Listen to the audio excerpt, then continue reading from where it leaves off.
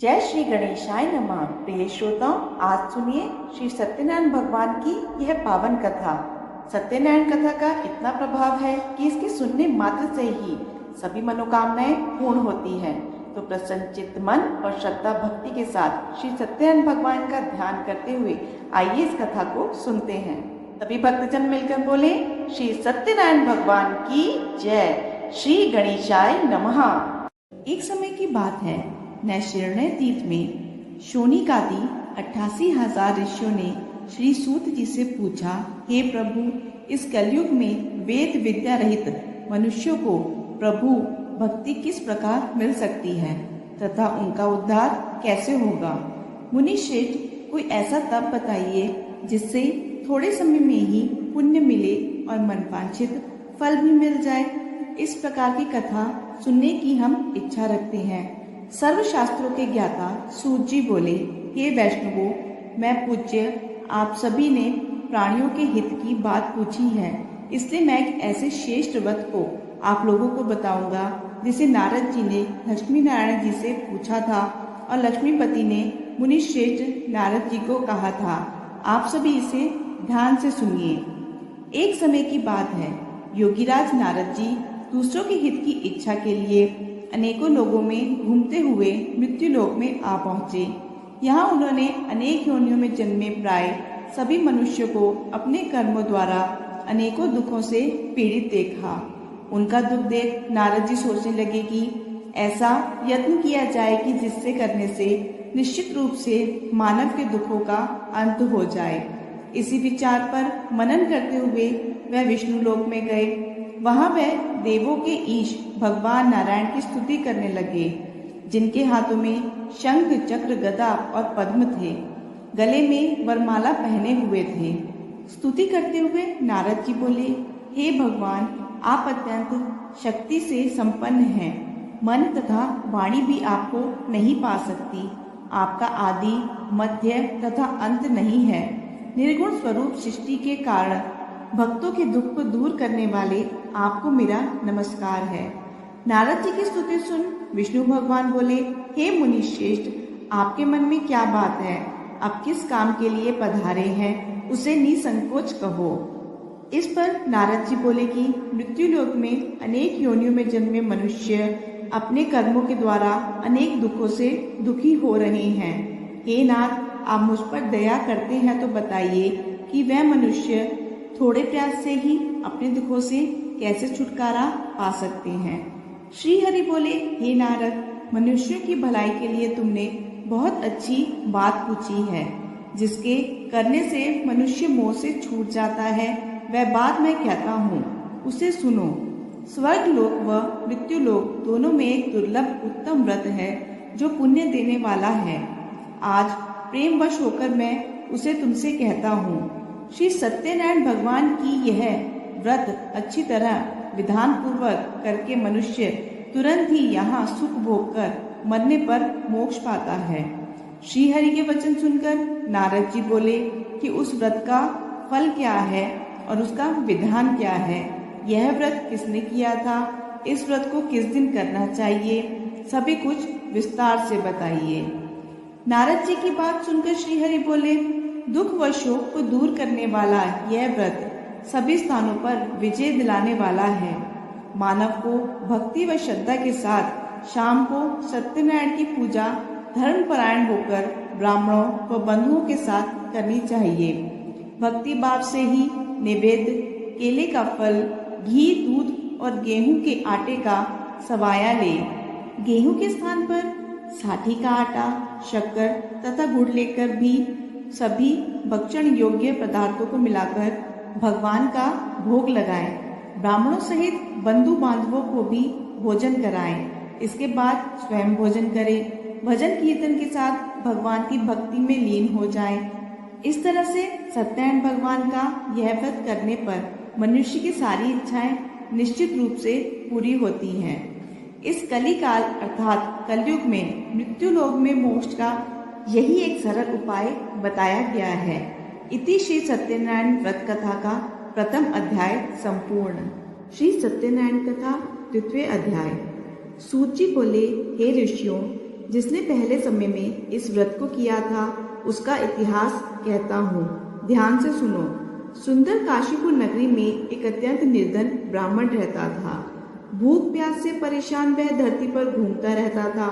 ब्राह्मणों से प्रेम करने वाले भगवान ने एक दिन ब्राह्मण का वेश धारण कर उसके पास जाकर पूछा, हे विप्र, नित्य दुखी होकर तुम पृथ्वी पर क्यों घूमते हो? दीन ब्राह्मण बोला, मैं निर्धन ब्राह्मण हूँ, भिक्षा के लिए धरती पर घूमता हूँ।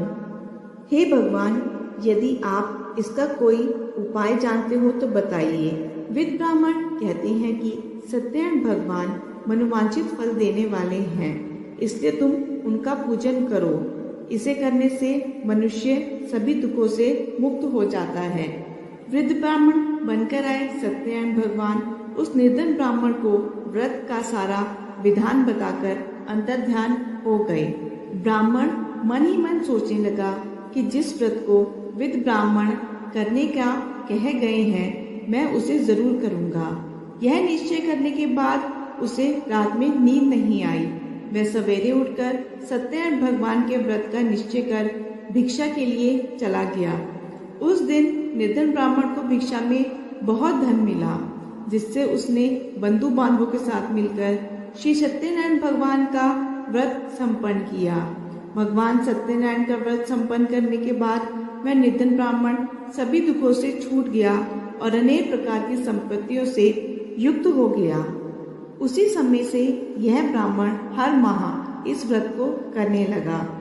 इस तरह से सत्यनारायण भगवान के व्रत को जो मनुष्य करेगा वह सभी प्रकार के पापों से छूटकर मोक्ष को प्राप्त होगा।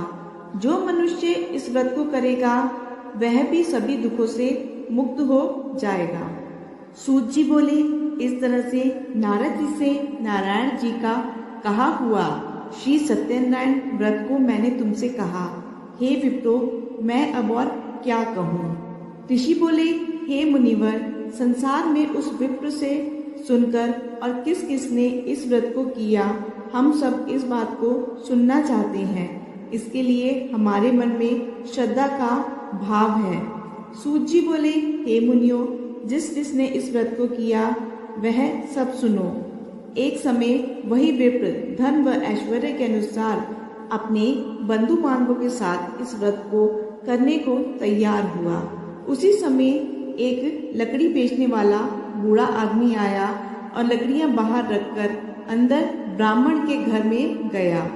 प्यास से दुखी वह लकड़हारा उनको व्रत करते देख विप्र को नमस्कार कर पूछने लगा कि आप यह क्या कर रहे हैं तथा इसे करने से क्या फल मिलेगा, कृपया मुझे भी बताइए। ब्राह्मण ने कहा कि सब मनोकामनाओं को पूर्ण करने वाला यह सत्यनारायण भगवान का व्रत है। इसकी कृपा से ही मेरे घर में धन्य धान्य आदि की वृद्धि हुई है। विप्र से सत्यनारायण व्रत के बारे में जानकर लकड़हारा बहुत प्रसन्न हुआ। चरणामृत लेकर और प्रसाद खाने के बाद वह अपने घर गया। लकड़हारे ने अपने मन में संकल्प किया कि आज लकड़ी बेचने से जो धन मिलेगा उसी से श्री सत्यनारायण भगवान का उत्तम व्रत करूंगा। मन में इस विचार को लेकर बूढ़ा आदमी सिर पर लकड़ियां रख उस नगर में बेचने को गया जहां धनी लोग ज्यादा रहते थे। उस नगर में उसे अपनी लकड़ियों का दाम पहले से 4 गुना अधिक मिलता है। बूढ़ा प्रसन्नता के साथ दाम लेकर केले, शक्कर, घी, दूध, दही और गेहूं का आटा ले और सत्यनारायण भगवान के व्रत की अन्य सामग्रियां लेकर अपने घर गया। वहां उसने अपने बंधु बांधवों को बुलाकर विधि विधान से सत्यनारायण भगवान का पूजन और व्रत किया। इस व्रत के प्रभाव से वह बूढ़ा लकड़हारा धन, पुत्र आदि से युक्त होकर संसार के समस्त सुख भोग अंतकाल में वैकुंठ धाम चला गया। इति श्री सत्यनारायण व्रत कथा का द्वितीय अध्याय संपूर्ण। श्री सत्यनारायण कथा तृतीय अध्याय। सूत जी बोले, हे श्रेष्ठ मुनियों, अब आगे की कथा कहता हूँ। पहले समय में उल्कामुख नाम का एक बुद्धिमान राजा था। वह सत्यवता और जितेंद्रिय था। प्रतिदिन देवस्थानों पर जाता था और निर्धनों को धन देकर उनके कष्ट दूर करता था। उसकी पत्नी कमल के समान मुख वाली तथा सती साध्वी थी। भद्रशिला नदी के तट पर उन दोनों ने श्री सत्यनारायण भगवान का व्रत किया। उसी समय साधु नाम का एक वैश्य आया। उसके पास व्यापार करने के लिए बहुत सा धन भी था। राजा को व्रत करते देखकर वह विनय के साथ पूछने लगा, हे राजन, भक्ति भाव से पूर्ण होकर आप यह क्या कर रहे हैं? मैं इससे सुनने की इच्छा रखता हूँ, तो आप मुझे बताइए। राजा बोला, हे साधु, अपने बंधु बांधवों के साथ पुत्रादि की प्राप्ति के लिए एक महाशक्तिमान श्री सत्यनारायण भगवान का व्रत व पूजन कर रहा हूँ। राजा के वचन सुनकर साधु आदर से बोला, हे राजन, मुझे इस व्रत का सारा विधान कहिए। आपके कथानुसार मैं भी इस व्रत को करूँगा। मेरी भी संतान नहीं है और इस व्रत को करने से निश्चित रूप से मुझे संतान की प्राप्ति होगी। राजा से व्रत का सारा विधान सुन व्यापार से निवृत्त हो वह अपने घर गया। साधु वैश्य ने अपनी पत्नी को संतान देने वाले इस व्रत का वर्णन कह सुनाया और कहा कि जब मेरी संतान होगी तब मैं इस व्रत को करूँगा। साधु ने इस तरह के वचन अपनी पत्नी लीलावती से कहे। एक दिन लीलावती पति के साथ आनंदित हो संसारिक धर्म से प्रवृत्त होकर सत्यनारायण भगवान की कृपा से गर्भवती हो गई। 10वें महीने में उसके गर्भ से एक सुंदर कन्या ने जन्म लिया। दिनों दिन वह ऐसे बढ़ने लगी जैसे कि शुक्ल पक्ष का चंद्रमा बढ़ता है। माता पिता ने अपनी कन्या का नाम कलावती रखा। एक दिन लीलावती ने मीठे शब्दों में अपने पति को याद दिलाया कि आपने सत्यनारायण भगवान के जिस व्रत को करने का संकल्प किया था उसे करने का समय आ गया है। आप इस व्रत को करिए। साधु बोला कि हे प्रिय, इस व्रत को मैं उसके विवाह पर करूँगा। इस प्रकार अपनी पत्नी को आश्वासन देकर वह नगर को चला गया। कलावती पिता के घर में रह रही दिनों दिन बड़ी होने लगी। साधु ने एक बार नगर में अपनी कन्या को सखियों के साथ देखा तो तुरंत ही दूत को बुलाया और कहा कि मेरी कन्या के लिए योग्य वर देखकर आओ। साधु की बात सुनकर दूत कंचन नगर में पहुंचा और वहां देखभाल कर लड़की के सुयोग्य वाणिक पुत्र को ले आया। सुयोग्य लड़के को देख साधु ने बंधु बांधवों को बुलाकर अपनी पुत्री का विवाह कर दिया। लेकिन दुर्भाग्य की बात ये थी कि साधु ने अभी भी श्री सत्यनारायण भगवान का व्रत नहीं किया। इस पर श्री भगवान क्रोधित हो गए और श्राप दिया कि साधु को अत्यधिक दुख मिले। अपने कार्य में कुशल साधु बनिया जमाई को लेकर समुद्र के पास स्थित होकर रत्नासारपुर नगर में गया। वहां जाकर दामाद ससुर दोनों मिलकर चंद्रकेतु राजा के नगर में व्यापार करने लगे। एक दिन भगवान सत्यनारायण की माया से एक चोर राजा का धन चुराकर भाग रहा था। उसने राजा के सिपाहियों को अपना पीछा करते देखा तो उसने चुराया हुआ सारा धन वहां रख दिया जहां साधु अपने जमाई के साथ ठहरा हुआ था। राजा के सिपाहियों ने साधु वैश्य के पास राजा का धन पड़ा देखा तो वह ससुर जमाई दोनों को बांधकर प्रसन्नता से राजा के पास ले गए और कहा कि उन दोनों चोरों को हमने पकड़ लिया है, आप आगे की कार्यवाही की आज्ञा दें। राजा की आज्ञा से उन दोनों को कठिन कारावास में डाल दिया गया और उनका सारा धन भी छीन लिया गया। श्री सत्यनारायण भगवान के शाप से साधु की पत्नी भी बहुत दुखी हुई। घर में जो धन रखा था उसे चोर चुरा के ले गए। शारीरिक तथा मानसिक पीड़ा व भूख प्यास से अति दुखी हो अन्न की चिंता में कलावती एक ब्राह्मण के घर गई। वहां उसने श्री सत्यनारायण भगवान का व्रत होते हुए देखा। फिर कथा भी सुनी। वह प्रसाद ग्रहण कर रात को घर वापस आई। माता ने कलावती से पूछा कि हे पुत्री, अब तक तुम कहाँ थी? तेरे मन में क्या है? कलावती ने अपनी माता से कहा, हे माता, मैंने एक ब्राह्मण के घर में श्री सत्यनारायण भगवान का व्रत देखा है। कन्या के वचन सुन लीलावती भगवान के पूजन की तैयारी करने लगी। लीलावती ने परिवार व बंधुओं सहित सत्यनारायण भगवान का पूजन किया और उनसे वर मांगा कि मेरे पति तथा जमाई शीघ्र घर आ जाएं। साथ ही यह भी प्रार्थना करी कि हम सबका अपराध क्षमा करें। श्री सत्यनारायण भगवान इस व्रत से संतुष्ट हो गए और राजा चंद्रकेतु को सपने में दर्शन देकर कहा, हे राजन, तुम उन दोनों वैश्यों को छोड़ दो और तुमने उनका जो धन लिया है उसे वापस कर दो। अगर तुमने ऐसा नहीं किया तो मैं तुम्हारा धन, राज्य व संतान सभी को नष्ट कर दूंगा। राजा को यह कहकर भगवान अंतर्ध्यान हो गए। प्रातःकाल सभा में राजा ने अपना सपना सुनाया। फिर बोले कि वाणिक पुत्रों को कैद से मुक्त कर सभा में लाओ। दोनों ने आते ही राजा को प्रणाम किया। राजा मीठी वाणी में बोला, एक महानुभावों, भाग्यवश ऐसा कठिन दुख तुम्हें प्राप्त हुआ है, लेकिन अब तुम्हें कोई भय नहीं है। ऐसा कह राजा ने उन दोनों को नए वस्त्र भूषण भी पहनाए और जितना धन उनका लिया था उससे दोगुना धन वापस कर दिया। दोनों वैश्य अपने घर को चल दिए। इति श्री सत्यनारायण व्रत कथा का तृतीय अध्याय संपूर्ण। श्री सत्यनारायण कथा चतुर्थ अध्याय। सूत जी बोले, वैश्य ने मंगलाचार कर अपनी यात्रा आरंभ की और अपने नगर की ओर चल दिए। उनके थोड़ी दूर जाने पर एक दंडी वेशधारी श्री सत्यनारायण ने उनसे पूछा कि हे साधु, तेरी नाव में क्या है?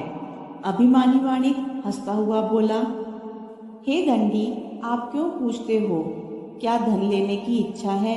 मेरी नाव में तो बेल व पत्ते भरे हुए हैं। वैश्य के कठोर वचन सुन भगवान बोले, तुम्हारा वचन सत्य हो। दंडी ऐसे वचन कह वहां से दूर चले गए। कुछ दूर जाकर समुद्र के किनारे बैठ गए। दंडी के जाने के बाद साधु वैश्य ने नित्य क्रिया के पश्चात नाव को ऊंची उठते देखकर अचंबा माना और नाव में बेल पत्ते आदि देख वह मूर्छित हो जमीन पर गिर पड़ा। मूर्छा खुलने पर वह अत्यंत शोक में डूब गया। तब उसका दामाद बोला कि आप शोक ना मनाएं, यह दंडी का शाप है, इसलिए हमें उनकी शरण में जाना चाहिए, तभी हमारी मनोकामना पूरी होगी। दामाद की बात सुनकर वह दंडी के पास पहुंचा और अत्यंत भक्ति भाव से नमस्कार करके बोला, मैंने आपसे जो जो असत्य वचन कहे थे उनके लिए मुझे क्षमा करें।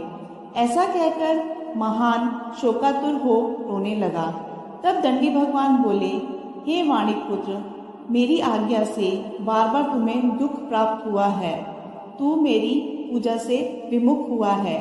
साधु बोला, हे भगवान, आपकी माया से ब्रह्मा आदि देवता भी आपके रूप को नहीं जानते, तब मैं ज्ञानी कैसे जान सकता हूँ?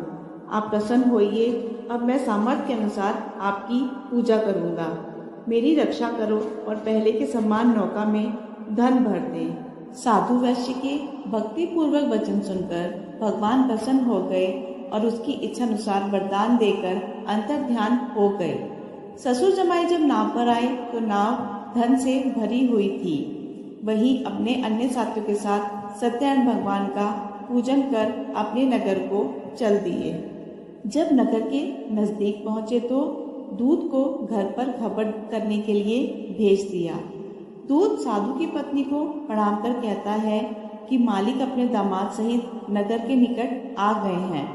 दूत की बात सुन साधु की पत्नी लीलावती ने बड़े हर्ष के साथ सत्यनारायण भगवान का पूजन कर अपनी पुत्री कलावती से कहा कि मैं अपने पति के दर्शन को जाती हूँ, तू कार्य पूर्ण कर शीघ्र आ जा। माता के ऐसे वचन सुनकर कलावती जल्दी से प्रसाद छोड़ अपने पति के पास चली गई। प्रसाद की अवज्ञा के कारण श्री सत्यनारायण भगवान रुष्ट हो गए और नाव सहित उसके पति को पानी में डुबो दिया। कलावती अपने पति को ना पाकर रोती हुई जमीन पर गिर गई। नौका को डूबा हुआ देख व कन्या को रोता देख साधु दुखी होकर बोला कि हे प्रभु, मुझसे तथा मेरे परिवार से जो भूल हुई है उसे क्षमा करें। साधु के दीन वचन सुनकर श्री सत्यनारायण भगवान प्रसन्न हो गए और आकाशवाणी हुई, हे साधु, तेरी कन्या मेरे प्रसाद को छोड़कर आई है, इसलिए उसका पति अदृश्य हो गया है। यदि वह घर जाकर प्रसाद खाकर लौटती है तो इससे इसका पति अवश्य मिलेगा। ऐसी आकाशवाणी सुन कलावती घर पहुंचकर प्रसाद ग्रहण करती है और फिर आकर अपने पति के दर्शन करती है। उसके बाद साधु अपने बंधुओं बांधवों सहित श्री सत्यनारायण भगवान का विधि विधान से पूजन करता है तथा इस लोक में सुख भोग व अंत में स्वर्ग को जाता है। श्री सत्यनारायण व्रत कथा का चतुर्थ अध्याय संपूर्ण। श्री सत्यनारायण कथा पंचम अध्याय। सूत जी बोले, हे ऋषियों, मैं और भी एक कथा सुनाता हूँ, उसे भी ध्यानपूर्वक सुनो। प्रजापालन में लीन तुंगध्वज नाम का एक राजा था। उसने भी भगवान का प्रसाद त्याग कर बहुत ही दुख सहन किया।